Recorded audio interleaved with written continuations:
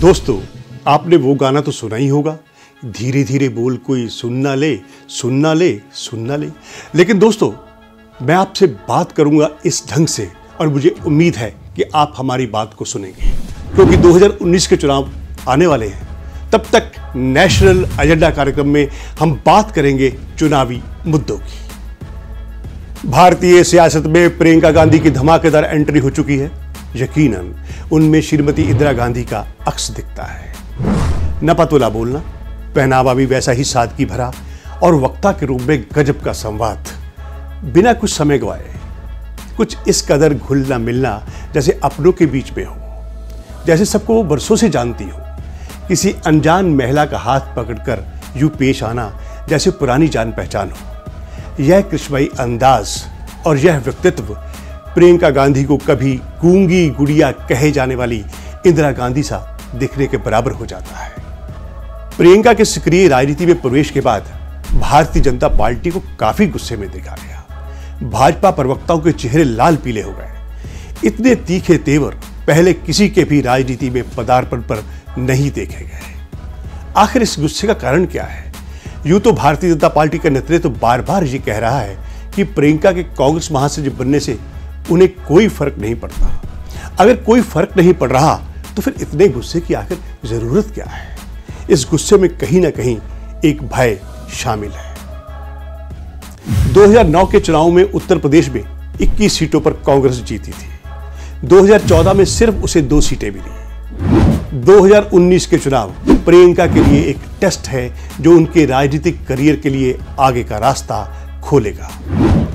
5 राज्य विधानसभा चुनाव में राजस्थान, मध्य प्रदेश और छत्तीसगढ़ जीतकर कांग्रेस का सूखा तो समाप्त हो ही चुका है। कार्यकर्ताओं के हौसले भी काफी बुलंद हैं। ऐसे समय में प्रियंका की एंट्री से कांग्रेस नेताओं में एक नई ऊर्जा आ गई है। उनमें नया जोश आ गया है। जैसे जैसे चुनाव नजदीक आते जाएंगे तब देश का मिजाज भी बदलेगा। प्रियंका का आना राजनीति में कितनी धमक पैदा करेगा, इसका आकलन करने के लिए कोई रिक्टर स्केल नहीं है। यह सही है कि जो लोग प्रियंका में इंदिरा जी का अक्स देखते हैं वह इंदिरा जी के दौर की जटिल स्थितियों में आज की स्थितियों की तुलना नहीं करते। इंदिरा गांधी ने अपनी ही पार्टी के दिग्गजों को एक एक करके निपटाया और 1971 में बांग्लादेश युद्ध में अपनी भूमिका के बाद एक मजबूत और लोकप्रिय नेता की छवि को हासिल कर लिया। इंदिरा जी का दौर एक शालीन राजनीति का कालखंड भी रहा। उन्हें मोम की गुड़िया कहकर कई तंज कसने वाले डॉक्टर राम लोहिया जैसे विपक्ष के नेता थे, तो अटल जी जैसा व्यक्तित्व भी। अटल जी ने भी कभी उनके लिए अपमानजनक भाषा का इस्तेमाल नहीं किया। जबकि प्रियंका की एंट्री भारतीय राजनीति में उस समय हुई है जब हर और कीचड़ ही कीचड़ है। इंदिरा जी के समय राम मंदिर, गोरक्षा, आरक्षण, असहिष्णुता, भीड़ द्वारा लोगों की हत्या, 3 तलाक जैसे बड़े मुद्दे नहीं थे। सोशल मीडिया भी नहीं था। लोग किसी भी बात पर तेजी से प्रतिक्रिया नहीं देते थे। 1000 से अधिक टीवी चैनल नहीं थे। लोगों को शब्द जाल में फंसाने वाले पार्टी के प्रवक्ता नहीं थे। अनेक मुंह वाले नेता भी नहीं थे। आज की तारीख में कौन किस बात को बदंगड़ बना दे कुछ पता ही नहीं चलता। ऐसी परिस्थिति में प्रियंका को जूझना है, लेकिन इतना तय है कि उनके आने से उदार राजनीति का एक नया अध्याय या एक इतिहास फिर दोहराया जा सकता है।